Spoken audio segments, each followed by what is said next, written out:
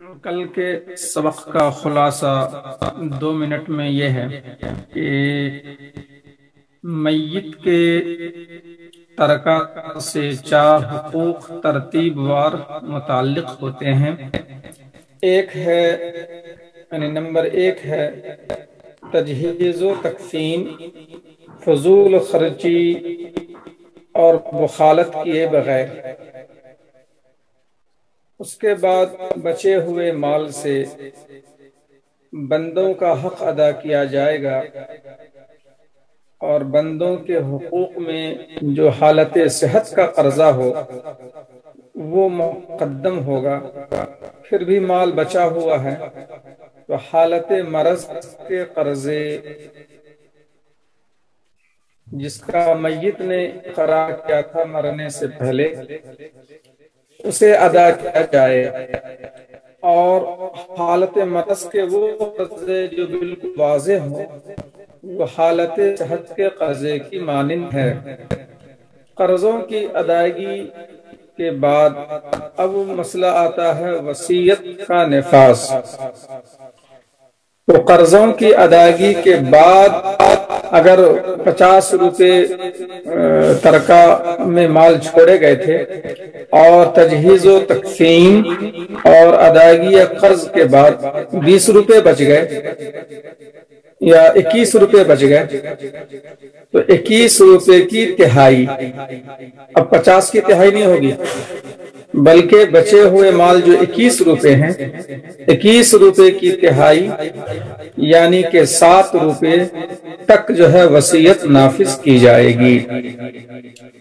اور اسی تیسرے نمبر پر وہ قرضہ بھی آتا ہے جو قرضہ کے حقوق اللہ سے متعلق ہو، زکوٰۃ کی ادائیگی اور زکوٰۃ کی ادائیگی، صدقات کی ادائیگی، قربانی نہ کی گئی ہو تو ایک بکرے کے مثل روپیہ صدقہ کرنا، یہ سب ادائیگی جو ہے اگر میت نے وصیت کی تھی تو تہائی مال میں ان سب حقوق اللہ کے قرضے کی ادائیگی کی جائے گی۔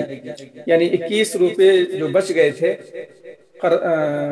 تجہیز و تکفین اور بندوں کے قرض ادا کرنے کے بعد 50 روپے میں سے 21 روپے بچ گئے، اسی 21 روپے کی تہائی یعنی 7 روپے میں اللہ کے یہ قرضے ادا کیے جائیں گے۔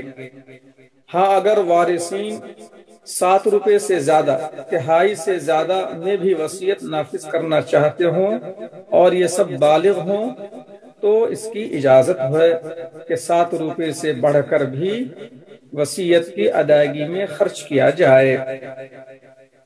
تو اللہ کے قرضے کی ادائیگی جو ہے وہ وصیت کے ذیل میں آتی ہے، چونکہ میت کی وصیت کے بعد ہی اللہ کے قرضوں کی ادائیگی وارثین پر لازم آتی ہے۔ اور اس کی مزید تفصیلات کل آ چکی ہیں، اس کے اعادہ کا وقت نہیں ہے۔ البتہ وصیت کے ذیل میں صرف ایک مسئلہ جو آپ نے پیش کیا تھا، ایک سوال پیش کیا تھا کہ بہت سارے مال ہوتے ہیں، جیسے کہ مکان ہے، جیسے کہ کھیت ہے، جیسے کہ دکان ہے، جیسے کہ گاڑیاں ہیں، اور اس نے وصیت کی ہے اور تہائی مال میں وصیت نافذ کرنی ہے۔ تو تہائی مال میں وصیت نافذ کرنے کا مطلب کیا؟ اگر کہا کہ فلاں جگہ کا کھیت، یا یہ کہ کھیت جو ہے بہت زیادہ نہیں ہے، کھیت تھوڑا ہی ہے، باقی اس کے پاس شاندار مکان ہے اور شاندار گاڑی ہے اور شاندار دکان ہے، کھیت تھوڑا ہی ہے، اور اس نے پورے کھیت کی وصیت کر دی تھی، پورے کھیت کی وصیت کر دی تھی۔ ذہن میں رکھیے میری مثال کو۔ تو اب آپ کے ذہن میں یہ آ رہا ہوگا کہ تہائی مال میں وصیت نافذ کرنی ہے، لہٰذا پورے کھیت کی وصیت معتبر نہیں ہوگی اور کھیت کی تہائی میں وصیت نافذ ہوگی۔ تو ایسا نہیں ہے، بلکہ پورے مال کی مالیت دیکھیں گے۔ اب اگر فرض کر لیجئے کہ کھیت کی مالیت ہے 5 لاکھ روپے، اور دکان، مکان، گاڑی، اس کی مالیت ہے 50 لاکھ روپے، تو ٹوٹل مال ہو گیا 55 لاکھ روپے۔ کھیت 5 لاکھ روپے اور گاڑی، دکان، مکان، گاڑی، دکان، مکان، اس کی مالیت 50 لاکھ، تو اور کھیت ہے 5 لاکھ کا، تو ٹوٹل ہو گیا 55 لاکھ۔ تو 55 لاکھ کی تہائی مراد ہے، نہ کہ 5 لاکھ کی تہائی۔ تو ہاں 18 لاکھ کچھ ہزار روپے یہ تہائی مانی جائے گی۔ اب اگر کھیت جو ہے 5 لاکھ کا ہے اور پورے کھیت کی وصیت اس نے کر دی تھی، تو پورے کھیت کی وصیت نافذ ہوگی۔ پورے کھیت کی وصیت اس لیے نافذ ہوگی کہ یہ کھیت پورا کا پورا کیا ہے، 1/3 کے اندر ہے، چونکہ 1/3 تقریباً 18 لاکھ کے آس پاس ہے۔ ایک منٹ۔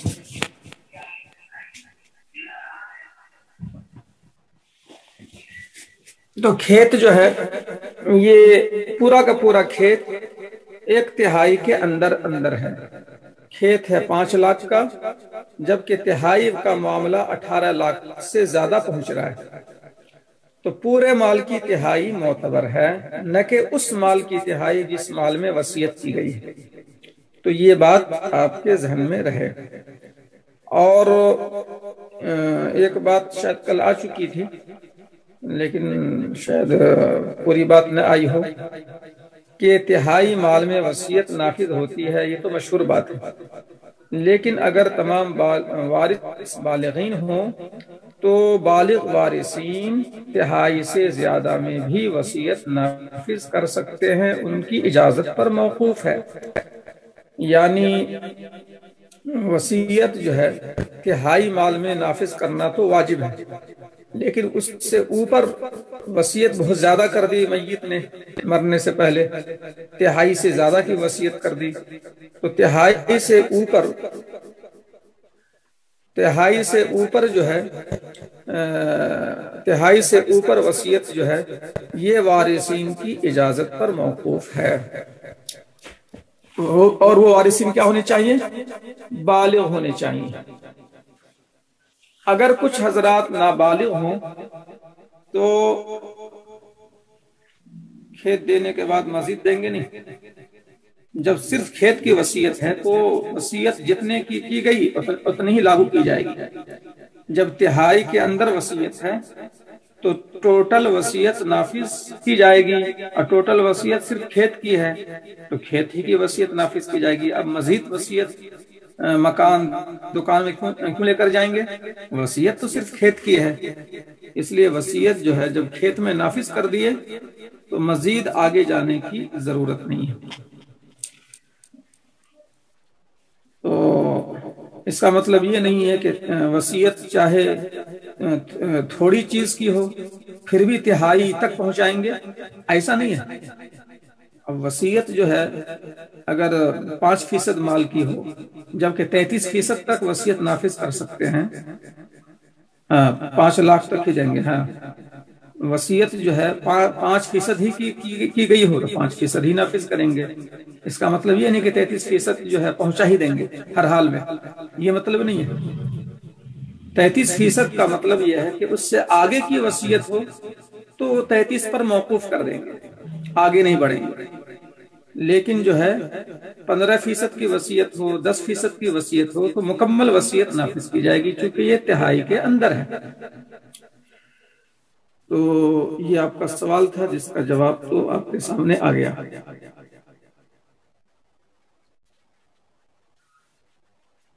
ما بقیہ مالوں میں وصیت ہی نہیں ہے۔ میرا سوال کیا تھا کہ صرف کھیت کی وصیت کی تھی، باقی مالوں میں وصیت تھی ہی نہیں۔ اگر باقی مالوں میں بھی وصیت ہو تو پھر اصول ذہن میں رکھیے کہ تمام مال، جتنا بھی مال ہے، تمام مال کی مالیت نکالیں گے، اس کے بعد دیکھیں گے کہ وصیت کس کس چیز کی گئی ہے۔ تو ایک طرف تمام مال کی مالیت جیسے 55 لاکھ ہو رہا تھا، اور ادھر وصیت 2-3 چیزوں کی کیا تھا، تو ان 2-3 چیزوں کی وصیت کی مالیت بھی جوڑیں گے. مثلا 12 لاکھ ہے، ایک دکان کی مالیت 5 لاکھ ہے، ایک کھیت کی مالیت 5 لاکھ ہے، دونوں چیز کی وصیت کی تو 10 لاکھ کی وصیت ہو گئی. تو 55 لاکھ میں 10 لاکھ یہ تہائی کے اندر اندر ہے، لہذا پوری وصیت نافذ کی جائے گی. اور اسی طرح سے اور مزید وصیت کی گئی ہو لیکن 18 لاکھ کے اندر اندر ہو تو بھی پوری وصیت نافذ کی جائے گی. لیکن جب 5-6 چیزوں کی وصیت کر دے اور ان 5-6 چیزوں کی مالیت 18 لاکھ سے بڑھ جائے تو پھر 18 لاکھ کے اندر ہی وصیت نافذ کی جائے گی. اور ہر وصیت میں اس کے تناسب سے اگر ترکہ میں صرف کھیت ہے اور کچھ بھی نہیں ہے تو 1/3 کھیت تک وصیت نافذ کی جائے گی. یہ تو اس سوال کا جواب آپ کو میری تقریر سے خود ہی نکال لینا چاہیے تھا. تو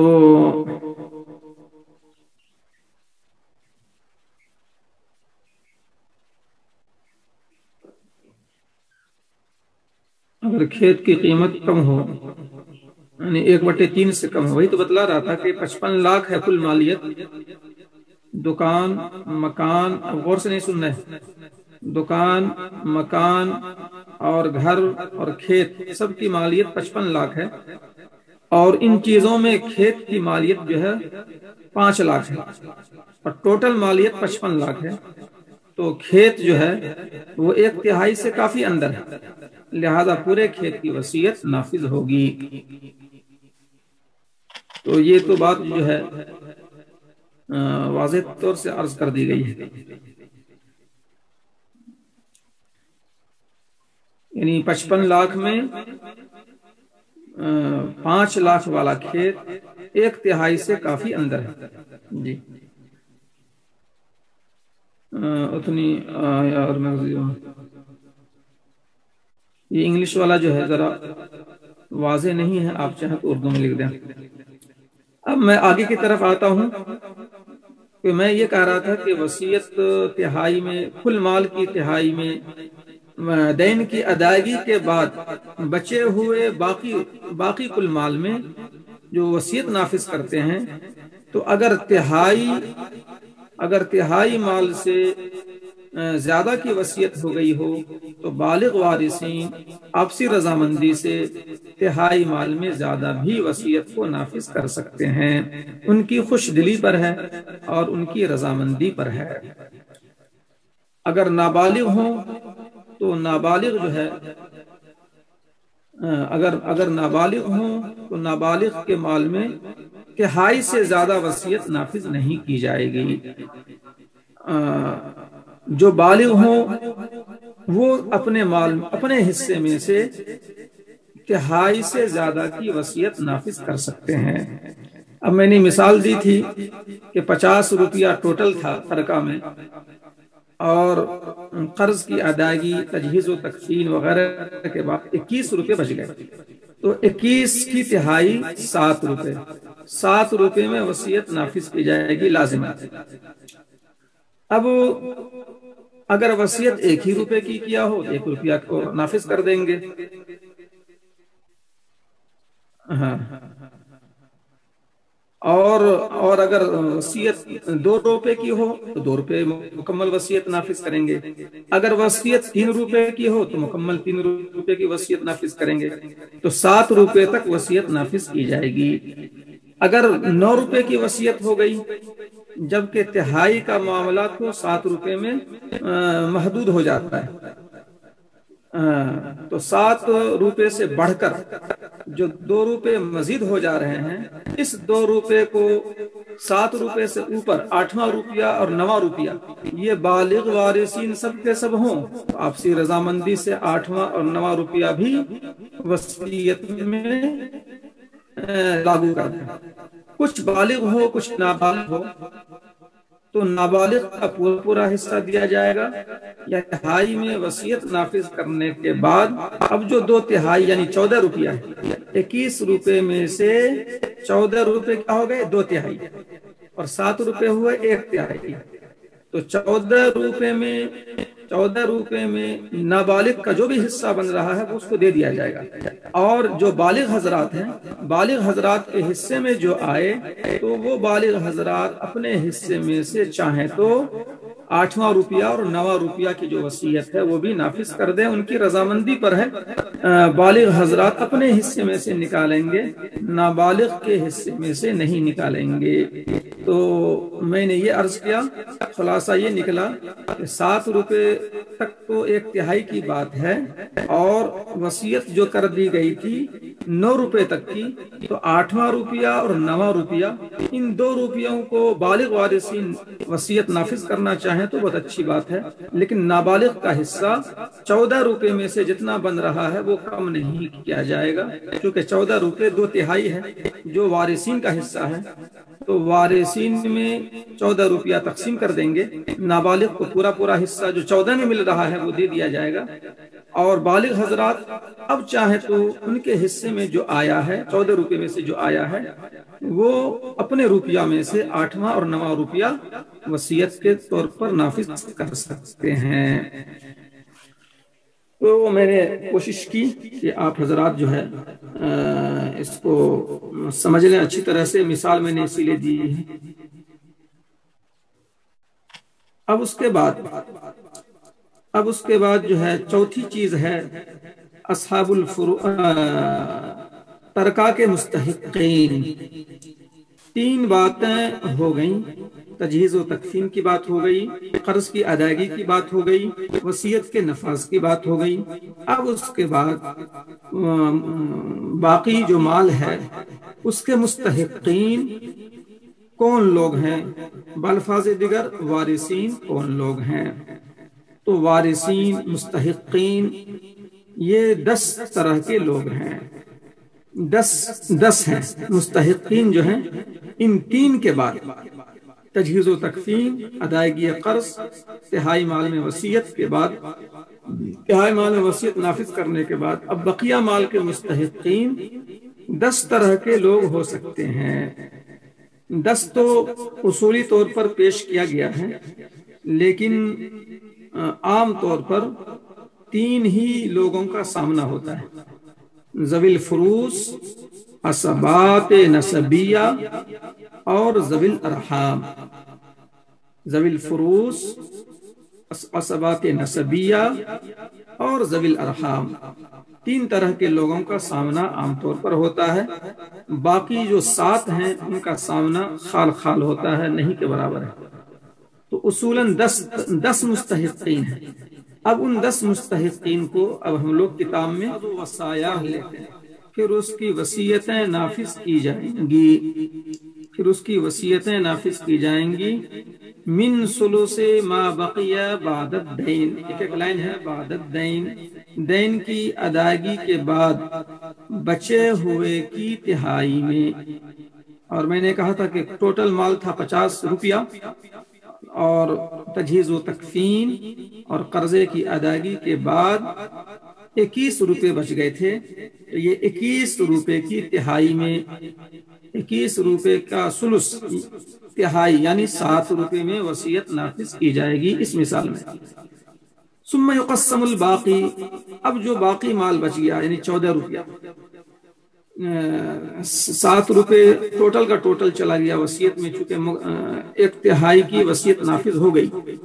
ثم یقسم الباقی، پھر 14 روپے جو بچ گئے ہیں اس باقی کو تقسیم کیا جائے گا اس کے وارثین کے درمیان، کتاب اللہ، سنت رسول اللہ اور اجماع امت کی روشنی میں۔ چونکہ جو مستحقین ہیں یہ سب مستحقین کتاب اللہ سے، سنت رسول اللہ سے اور اجماع امت سے ثابت ہیں، اس لیے قیاس وغیرہ کا ذکر یہاں نہیں کیا گیا ہے۔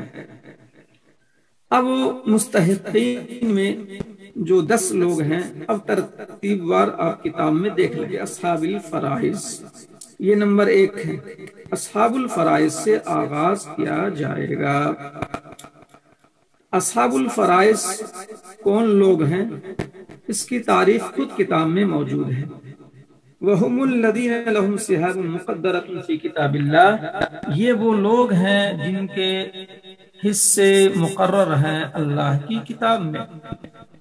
اللہ تبارک و تعالیٰ نے جن وارثین کے حصے متعین فرما دیے وہ اصحاب الفرائض کہلاتے ہیں۔ فرائض یہ فریضہ کی جمع ہے، اور فریضہ کے معنی آتے ہیں مقررہ حصہ۔ اصحاب کے معنی والے، صاحب کی جمع اصحاب، تو فریضہ کی جمع فرائض، تو مقررہ حصہ والے۔ مقررہ حصہ والے جو اس لفظ کا معنی ہوا، تو اس کی تعریف بھی اس لفظ کے اندر چھپی ہوئی ہے، یعنی تھوڑا سا آپ غور کریں گے تو تعریف بھی اس کی سمجھ میں خود بخود آ جائے گی۔ مقررہ حصہ والے یعنی اللہ نے جن کا حصہ مقرر کر دیا وہ اصحاب الفرائض ہو گئے، اور اللہ نے کہاں حصہ مقرر کیا ہے؟ اپنی کتاب میں۔ وَهُمُ الَّذِينَ لَهُمْ سِهَابٌ مُقَدَّرَةٌ فِي كِتَابِ اللَّهِ تَعَالَى، یہ وہ لوگ ہیں جن کے حصے مقرر ہیں اللہ تبارک و تعالیٰ کی کتاب میں۔ وہ ایک ہو گیا۔ اب آپ جو ہے کاپی اگر آپ تو اس میں تھوڑا سا لکھ لینا جو ہے مفید ہوگا، بلکہ تمام حضرات کوئی نہ کوئی کاغذ رکھا کریں بازو میں، تو اس میں سمجھنے میں آسانی ہوگی۔ میں جس انداز سے بتلاؤں گا اور کاپی میں آپ لکھیں گے تو سمجھنے میں کافی آسانی ہو جائے گی، اس لیے کم از کم ایک کاپی یا کوئی کاغذ ہی رکھا کریں۔ تو آپ کاپی میں لکھ لیں نمبر 1 اصحاب الفرائض۔ اب اس کے بعد نمبر 2 میں لکھ لیں عصبات نسبیہ۔ عصبات نسبیہ یہ لکھ لیں۔ ثم بالعصبات من جہت النسب، پھر اب اس کا تعلق یبدأ سے ہے، ثم یبدأ پھر آغاز کیا جائے گا نمبر 2 پر عصبات سے جو نسب کی جہت سے ہوں۔ عصبات نسبیہ اردو میں بولیں گے، ترجمہ ہے نسب کی جہت سے، اسی کو بولتے ہیں عصبات نسبیہ۔ تو نسبیہ سے مراد وہی خونی رشتہ دار ہے، جس کا رشتہ، جس کو خونی رشتہ دار کہہ لیجئے، یا یہ کہ شائستہ انداز سے اگر چاہیں تو جن کا رشتہ، جن سے رشتہ ولاد والا ہو، میت کا جن سے رشتہ ولاد والا، ولاد پیدائش۔ اب جیسے بھائی ہے تو وہ باپ کا بیٹا ہے، یا جیسے چچا ہے تو وہ دادا کا بیٹا ہے، تو خود میت اور دادا میں ولاد کا رشتہ ہے، اس لیے کہ دادا سے جو ہے باپ پیدا ہوا اور باپ سے یہ شخص پیدا ہوا، اور اسی دادا سے جو ہے چچا پیدا ہوئے، تو یہ سب رشتے کیا ہیں؟ ولاد کے رشتے ہیں۔ بیٹا ہے، پوتا ہے، یہ سب جو ہے عصبات نسبیہ ہیں، تو ان سب سے رشتہ ولاد ہے، پیدائش والا رشتہ ہے، اور اس کو میں نے کہا خون والا رشتہ، خون والا رشتہ یا ولاد والا رشتہ، یہ عصبات نسبیہ کہلاتے ہیں۔ اب عصبات نسبیہ میں کون کون لوگ ہیں؟ اگر آپ کے ذہن میں یہ بات آ رہی ہو تو ابھی اس میں زیادہ مت جائیے، چونکہ اس کا مستقل باب آگے آئے گا، باب العصبات 2-3 صفحے میں خود بخود نہیں وہ سب آ رہا ہے، وہاں تفصیلات پڑھ لیجئے گا۔ فی الوقت ذہن میں رکھیے عصبات میں بیٹا، پوتا، باپ، دادا، بھائی، چچا وغیرہ ہیں، فی الوقت اتنا ہی ذہن میں رکھیے۔ اب عصبہ کی تعریف کیا ہے؟ عصبہ چاہے نسبی ہو اور عصبہ چاہے سببی ہو۔ اچھا، تو اس وقت جو ہے اتنا جاننا ضروری ہے کہ عصبہ کی 2 قسمیں ہیں، اس کو کاپی میں نوٹ کر لیجئے۔ عصبہ کی 2 قسمیں ہیں، عصبہ کی 2 قسمیں ہیں۔ Number 1 عصبہ نسبی، number 2 عصبہ سببی۔ عصبہ سببی، عصبہ نسبی کی تعریف تو آ گئی، جس میت کا جس سے رشتہ ولاد والا ہو وہ عصبہ نسبی ہے، اور میت کا رشتہ جس سے عتاق والا ہو، عتاق آزادی والا، میت کا جس سے رشتہ عتاق والا ہو یعنی آزادی والا، وہ ہے عصبہ سببی۔ مرنے والا مر رہا ہے، کچھ مال چھوڑ کر مر رہا ہے، اور اس کے خاندان کے کوئی آدمی نہیں ہے سوائے اس شخص کے جس نے اس مرنے والے کو آزاد کیا تھا۔ مرنے والا کسی زمانے میں غلام تھا اور پھر اس کو آزاد کیا گیا، مال کمایا اور آج مر گیا۔ اب اس کے اس آزاد کردہ غلام کے خاندان کے لوگ تو ہے ہی نہیں، وہ تنے تنہا ہے خاندانی اعتبار سے۔ اب اگر دیکھا جائے تو صرف اور صرف آزاد کرنے والا اس کا مالک ہے، تو آزاد کرنے والا مالک، اور اس شخص میں جو رشتہ ہے وہ رشتہ عتاق ہے۔ مالک نے اس کو آزاد کیا تھا اور ایک نئی زندگی دی تھی۔ غلام ملحق بالجمادات والی بات ہوتی ہے، اس کی حیثیت جو ہے ایک سامان کی حیثیت ہوتی ہے، جمادات کی حیثیت ہوتی ہے، اس کی حیثیت جو ہے عام آزاد انسانوں والی نہیں ہوتی ہے۔ مالک نے اسے آزاد کر کے ایک نئی زندگی دی، اس لیے آزاد کرنے والا مولا کہلاتا ہے۔ مولا کا بہت سارے معنی ہیں، آزاد کردہ غلام کو بھی مولا بولتے ہیں اور آزاد کرنے والے کو بھی مولا بولتے ہیں، اور مولا کے معنی آقا کے بھی آتے ہیں، مولا کے معنی دوست کے بھی آتے ہیں، بہت سارے معنی آتے ہیں۔ تو میں یہ کہہ رہا تھا کہ آزاد کرنے والے نے ایک نئی زندگی دی، اس لیے اسلام نے اس کو بھی نمبر 3 وارث بنایا ہے، نمبر 3 پر۔ یہ بات نیچے آ رہی ہے، نیچے والی لائن میں۔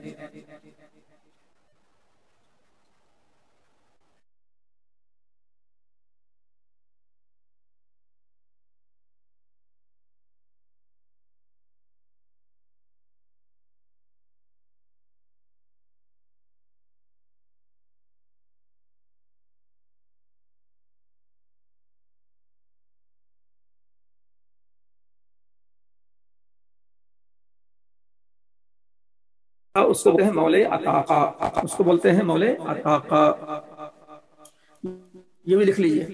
آزاد کرنے والے شخص کو بولتے ہیں مولے عطاقہ۔ لائن نمبر 2 میں یہ لفظ لکھا ہوا ہے مول العطاقہ، دیکھیے لکھا ہوا ہے۔ تو بہرحال اسبا کی 2 قسمیں ہوئی، اسبہ نسبی اور اسبہ سببی۔ اسبہ سببی یعنی عتاق والا رشتہ، اسبہ نسبی یعنی ولاد والا رشتہ۔ پھر اسبہ نسبی کی 3 قسمیں ہیں، اسبہ نسبی کی 3 قسمیں ہیں، یہ بھی ابھی لکھ لیں تو بہتر رہے گا، یہ پوری بات آگے آئے گی باب الاسبات میں، تو فی الوقت اتنے لکھ لیں کہ اسبہ نسبی کی 3 قسمیں ہیں، اسبہ بنفسہ، اسبہ بغیرہ، اسبہ ما غیرہ۔ پھر سے بولتا ہوں، اسبہ نسبی کی 3 قسمیں ہیں، اسبہ بنفسہ، اسبہ بغیرہ، اسبہ ما غیرہ۔ تو اسبہ نسبی کی یہ 3 قسمیں ہو گئیں۔ یہ مزید اس کی تفصیلات آگے آنے والے باب الاسبات میں پڑھیں گے۔ تو ثم بالعصبات من جہت النسب، نمبر 2 پر ان عصبات کو دیا جائے گا جو نسب کی جہت سے عصبہ ہو رہے ہوں، یعنی عصبہ نسبی کو دیا جائے گا، پہلے ذوی الفروض کو پھر عصبہ نسبی کو۔ عصبہ نسبی اور عصبہ سببی کی تعریف تو آپ نے سن لی، لیکن نفس عصبہ کی کیا تعریف ہے؟ عصبہ نسبی کی تعریف اور عصبہ سببی کی تعریف تو آپ نے سن لی، خود عصبہ کی کیا تعریف؟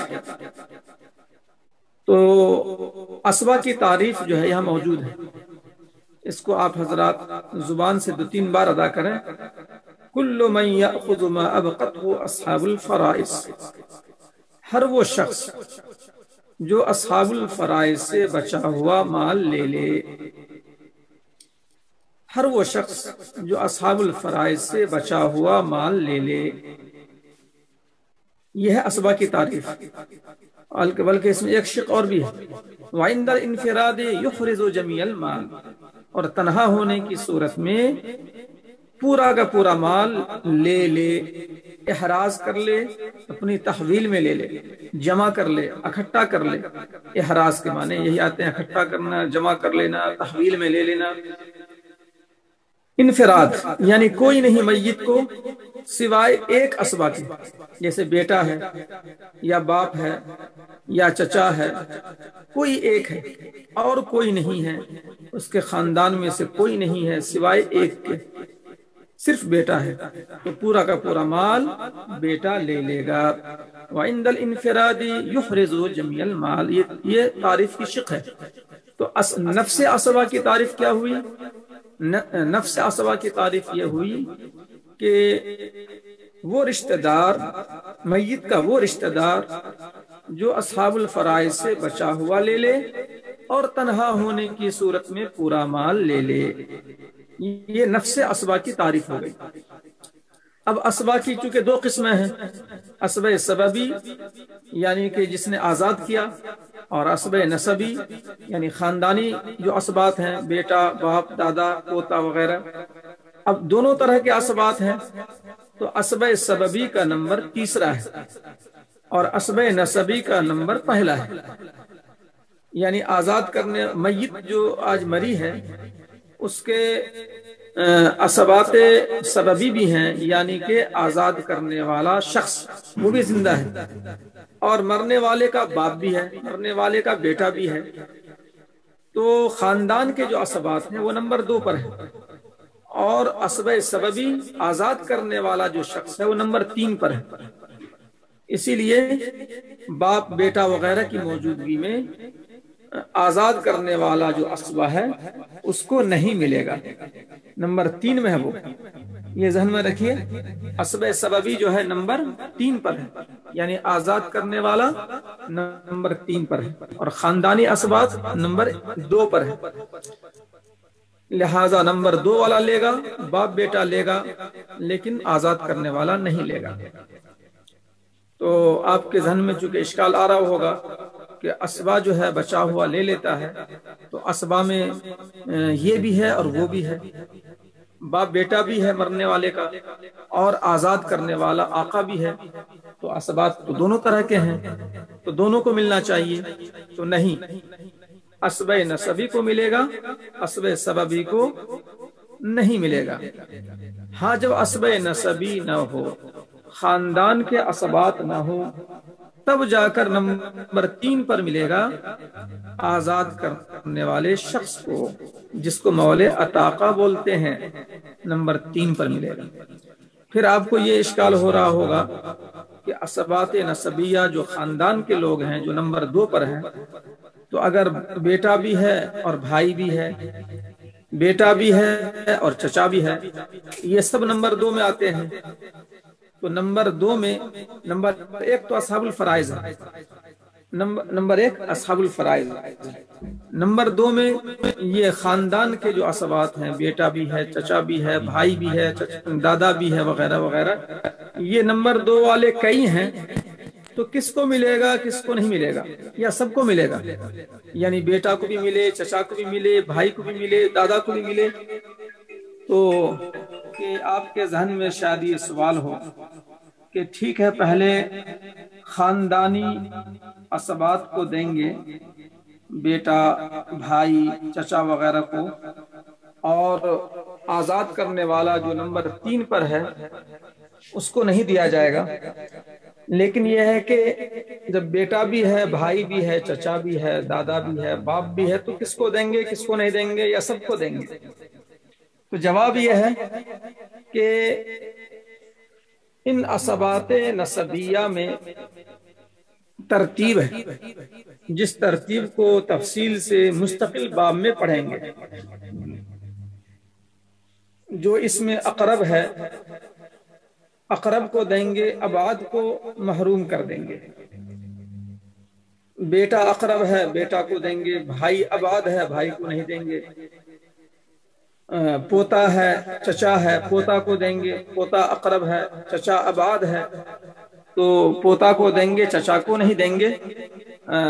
قوت قرابت، الاقرب فالاقرب، ان اصولوں کی روشنی میں فیصلہ کیا جائے گا، جس کی تفصیل باب العصبات میں آئے گی، اس طرف ابھی زیادہ ذہن مت لگائیے۔ تو ابھی اتنا سمجھیے کہ نمبر دو پر عصبات نسبیہ کو دیا جائے گا، اور نمبر 3 پر عصبات سببیہ کو دیا جائے گا۔ ثم بالعصبۃ من جہت السببی، پھر آغاز کیا جائے گا ان عصبات سے جو سبب کی جہت سے ہوں، اور اسے مولے عتاقہ کہا جاتا ہے، آزاد کرنے والا شخص جس نے میت کو بہت پہلے آزاد کیا تھا، یعنی کہ یہ جو آج مرا ہے جو شخص، وہ کبھی غلام تھا اور مالک نے اس کو آزاد کیا تھا، اور آزاد ہونے کے بعد یہ شخص کمایا تھا، اور آج وہ مر گیا، اور اس کے خاندان کے لوگ نہیں ہیں، نہ ذوی الفروض ہیں اور نہ عصبات نسبیہ ہیں۔ تو اب یہ آزاد کرنے والا آقا مال کا وارث ہو جائے گا۔ نمبر 3 پہ آگے آئیے، تو آپ لکھ لیجئے کاپی میں، نمبر 3 پر دیا جائے گا عصبہ سببی کو، نمبر 3 پر دیا جائے گا عصبہ سببی کو، یعنی آزاد کرنے والے کو۔ اب آئیے نمبر 4، مستحقین جو 10 ہیں اس میں نمبر 4 ہے ثم عصبتہ علی الترتیب، پھر اس کے عصبات ترتیب سے۔ اب اس کو ذرا سمجھنے کی ضرورت ہے، اگرچہ کہ اس کی ضرورت نہیں ہے، آج دور جو ہے غلامی کا ہے ہی نہیں، تو اس کی نوبت ہی نہیں آئے گی، لیکن عبارت سمجھنے کے لیے جو ہے ذرا اس میں غور کرنا پڑے گا، اور آپ کاپی میں جو ہے نوٹ کر لیجئے کہ نمبر 4 پر جو ہے وہ ہے عصبہ سببی کے عصبہ نسبی۔ اس جملے کو دہرائیے اور لکھیے بھی، نمبر 4 پر ہے عصبہ سببی کے عصبہ نسبی۔ اب اس کو مثال سے سمجھیے کہ آج جو مر رہا ہے زید، جو کبھی غلام تھا اور اس کو خالد نے آزاد کیا۔ اب آپ کاپی میں لکھیے میت زید، اور اس کو آزاد کرنے والا وہ بھی لکھیے خالد، اور اب لکھنے کے بعد اب صورت مسئولہ یہ ہے کہ زید جو آج مرا اس کے خاندان کے لوگ نہیں ہیں، نہ ذوی الفروض نہ عصبات نسبیہ، خاندان کے لوگ کوئی نہیں۔ اب اگر خالد زندہ ہو تو خالد کو مل جائے گا، لیکن خالد بھی زندہ نہیں ہے، تو خالد کے جو عصبات نسبیہ ہیں، یعنی خالد کا باپ، خالد کا بیٹا، خالد کا دادا، خالد کا بھائی، خالد کا چچا، عصبات نسبیہ میں بنیادی طور پر 4 طرح کے لوگ آتے ہیں، اور اس میں پھر شقیں ہیں۔ اب جیسے کہ بیٹا ہے، بیٹا میں شقیں کیا ہے؟ پوتا پر پوتا، لکڑ پوتا۔ اب باپ ہے، باپ سے پھر اوپر ہے دادا پر دادا، لکڑ دادا۔ تو عصبات نسبیہ میں 4 جو ہیں اصل میں اصناف ہیں، 4 اصناف ہیں، ہر صنف کی شقیں ہیں۔ تو بیٹا اور اس کے نیچے، باپ اور اس کے اوپر، بھائی اور اس کے نیچے، یعنی بھائی کا بیٹا، بیٹی نہیں، بھائی کا بیٹا۔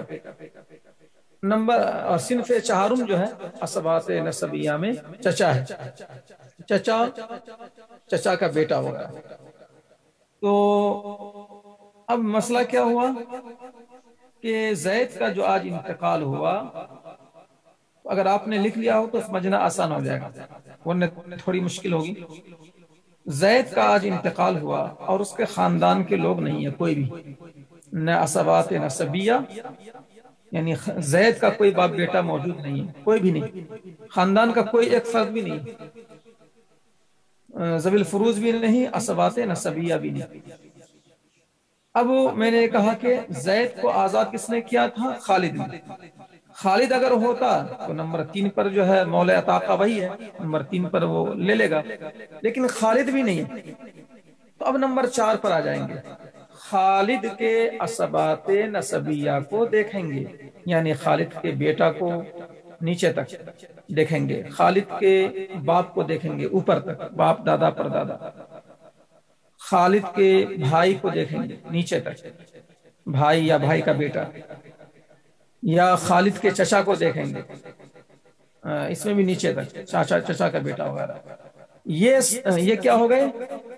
خالد کے یہ خاندانی جو اسبات ہیں، تو اس کو ہم کیا بولیں گے؟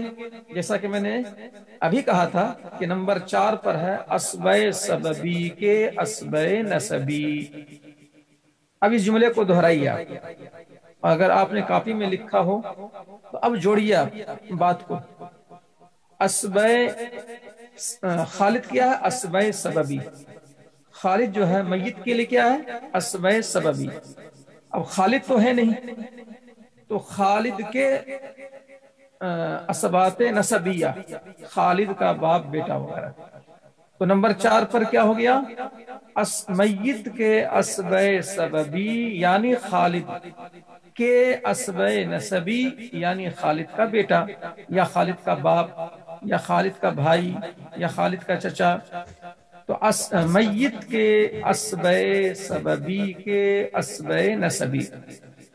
آپ میں کوئی جو ہے نمبر 4 والا لکھ دیں چیٹ میں، آپ میں کوئی ایک آدمی چیٹ میں لکھ دیں نمبر 4 پہ میت کے اسبۂ سببی اور براکٹ میں لکھ دیں خالد، میت کے بعد یہ بھی لکھ دیں زید، میت براکٹ زید کے اسبۂ سببی براکٹ میں خالد کے اسبۂ نسبی یعنی خالد کا بیٹا وغیرہ۔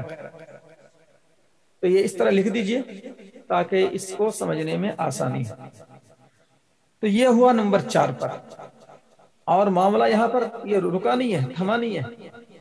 اگر خالد کے بھی خاندان کے لوگ نہیں ہیں تو ایک سوال ہو سکتا ہے کہ خالد کے بھی خاندان کے لوگ نہیں ہیں، یعنی خالد جو اسبۂ سببی ہے اس کا اسبۂ نسبی نہیں ہے، یعنی خالد کا بیٹا، باپ، دادا، چچا، بھائی کوئی نہیں ہے، لیکن خالد بھی کسی زمانے میں غلام تھا اور اس کو بھی آزاد کیا تھا کسی نے، اور آزاد جب ہوا خالد تب وہ زید کو خریدا تھا اور پھر زید کو آزاد بھی کیا تھا خالد نے۔ تو بہرحال خالد بھی کسی زمانے میں غلام تھا کسی کا، اور خالد کو اس کے آقا نے مثلا ماجد نے اس کو آزاد کیا، کس کو؟ خالد کو آزاد کیا تھا، تو اب میراث مل جائے گی ماجد کو۔ تو یہ بھی شامل ہے اس میں، ثم عصبتہ علی الترتیب میں یہ شکل بھی شامل ہے۔ تو یہ شکل کون سی ہوئی؟ میت کے اسبۂ سببی یعنی خالد کے اسبۂ سببی، میت کے اسبۂ سببی کے اسبۂ سببی۔ اس جملے کو آپ دہرا لیجئے اور لکھ بھی لیجئے، جب میت کے اسبۂ سببی کے اسبۂ نسبی نہ ہو تو پھر اسی نمبر 4 پہ یہ شق بھی ہے، یہ اصل میں شق ہیں یہ، تو پھر جو ہے میت کے اسبۂ سببی کے اسبۂ سببی کو دیا جائے گا۔ اب میت کے اسبۂ سببی میں تو خالد ہو گیا، اور خود خالد کو آزاد کیا تھا ماجد نے، تو خالد کا اسبۂ سببی ہو گیا ماجد، تو میت کے اسبۂ سببی کے اسبۂ سببی کو دیا جائے گا۔ تو میرے خیال سے بات سمجھ گیا ہوں گے، اور آپ پھر جو ہے سلسلہ دراز بھی ہو سکتا ہے کہ اگر ماجد بھی نہ ہو، نہ خالد ہے، اور خالد کو آزاد کرنے والا ماجد بھی نہیں ہے، تو پھر ماجد کے خاندان والے کو دیکھیں گے، بیٹا ماجد کے بیٹا باپ دادا کو دیکھیں گے، وہ بھی نہ ہو تو ماجد کو کسی نے آزاد کیا تھا، وہاں پھر نمبر 3 پر جائیں گے، نمبر 3 والے آقا کی طرف جائیں گے، ماجد کو بھی کسی نے آزاد کیا تھا وہاں چلے جائیں گے، وہ بھی نہ ہو تو اس کے خاندان کے لوگوں کو دیکھیں گے۔ یہ ساری شقیں اس میں شامل ہے، ثم عصبتہ علی الترتیب میں یہ سب شقیں ہیں جو اس میں شامل ہیں۔ اب آپ کے ذہن میں یہ آ رہا ہوگا کہ یہ سب بھی نہیں ہے، تب کیا کریں گے؟ تو پھر نمبر 5 پہ چلے جائیں گے، یہ نمبر 4 ہے، ثم عصبۃ علی الترتیب، اور آج کا زمانہ یہ ہے بھی نہیں، نمبر 3 اور نمبر 4 کا زمانہ بھی نہیں ہے آج کے زمانے کے اعتبار سے۔ نمبر 1 ہے، نمبر 2 ہے، نمبر 3 نہیں ہے، نمبر 4 نہیں ہے، تو نمبر 5 پہ چلے جائیں گے، 1 2 پھر نمبر 5، 3 اور 4 کا زمانہ نہیں ہے۔ اب نمبر 5 پہ کیا ہے؟ اب نمبر 5 پر ہے، اب نمبر 5 لکھیے، ذوی الفروض، نمبر 5، ذوی الفروض نسبیہ کو ان کے حصوں کے تناسب سے دیا جائے گا، نہیں رد کیا جائے گا، ذوی الفروض نسبیہ پر ان کے حصوں کے تناسب سے رد کیا جائے گا، یہ نمبر 5 پر آ گیا۔ اب اس کو تھوڑا سا سمجھ لیجئے، اور وہ یہ ہے کہ میت کے صرف ذوی الفروض ہوں، کسی قسم کے عصبات نہ ہوں، یہ لکھ لیجئے آپ، میت کے صرف ذوی الفروض ہوں اور کسی قسم کے عصبات نہ ہوں، لکھ لیا ہوں گا آپ نے، ایک مرتبہ اور بول دیتا ہوں، اور عصبات، کسی قسم کے عصبات نہ ہوں، تو اب کیا ہوگا؟ اب فرض کر لیجئے کہ بیٹی ہے اور ماں ہے، بیٹی ہے اور ماں ہے، ایک بیٹی ہے اور ماں ہے۔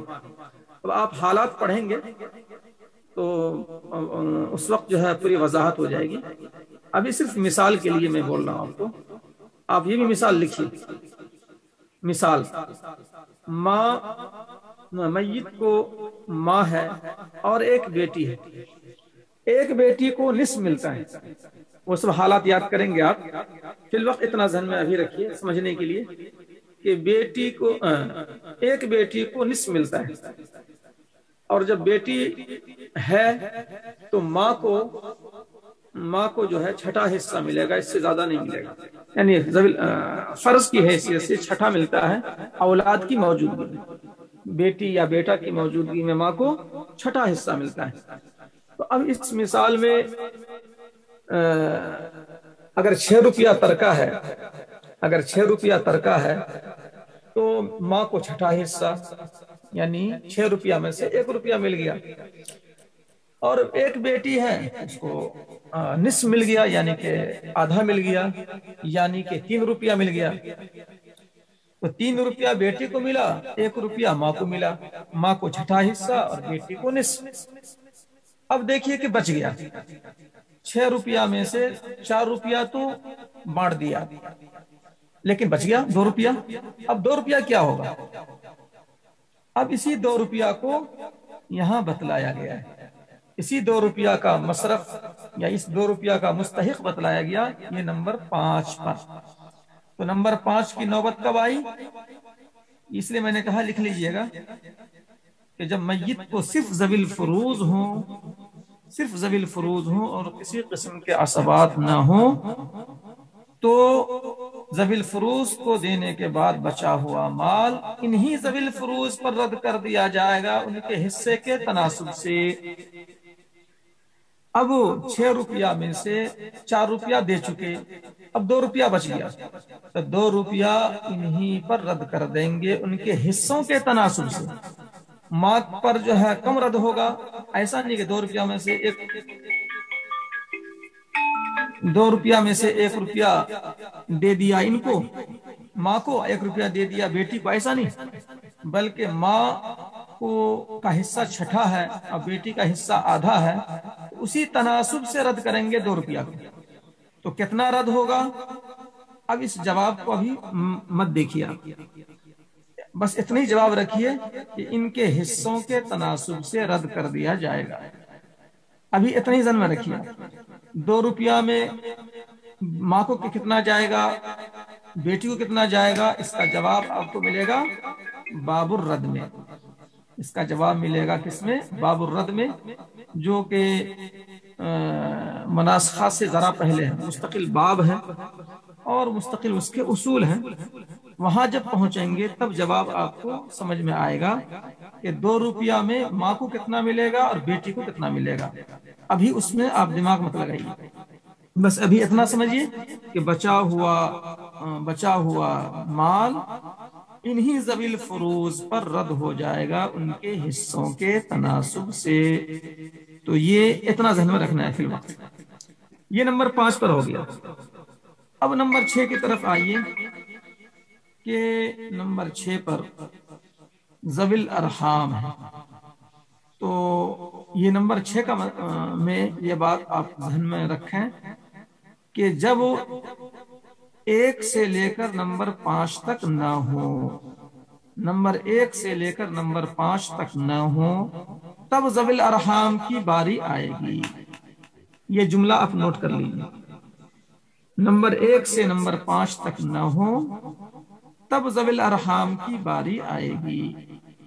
اگر نمبر 1 سے نمبر 5 تک کے بیچ کا کوئی بھی ہو، نمبر 1 سے نمبر 5 تک کا کوئی بھی ہو تو ذوی الارحام کی باری نہیں آئے گی.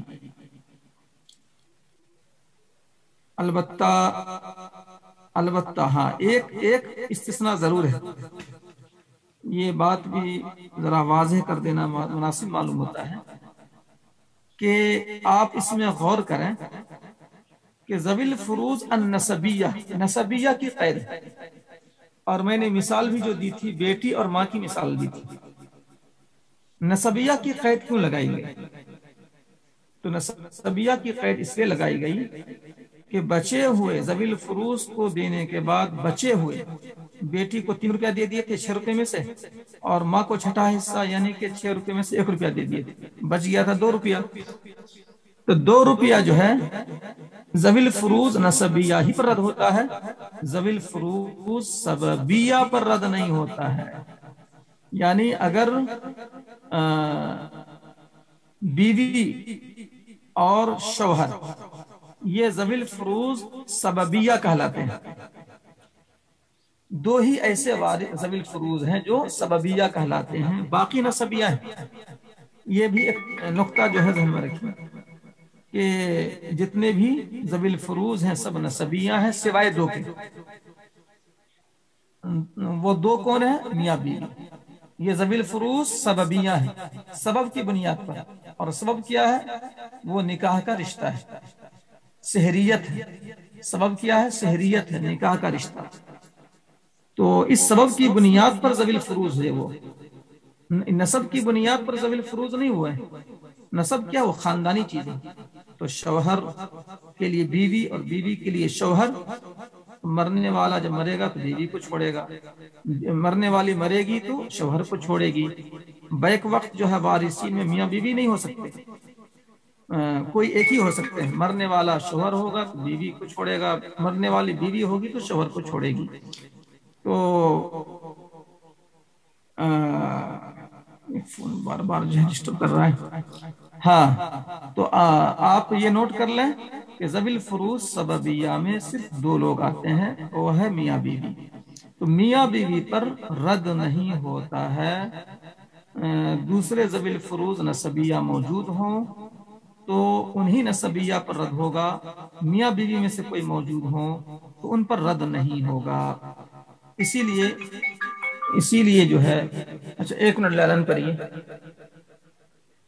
ہلو السلام.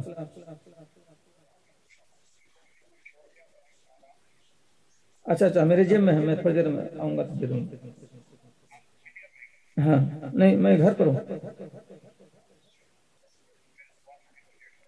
تو کسی کو بھیج دیجیے میرے پاس. ہاں ٹھیک ہے، کم آپ کے لے لیجیے.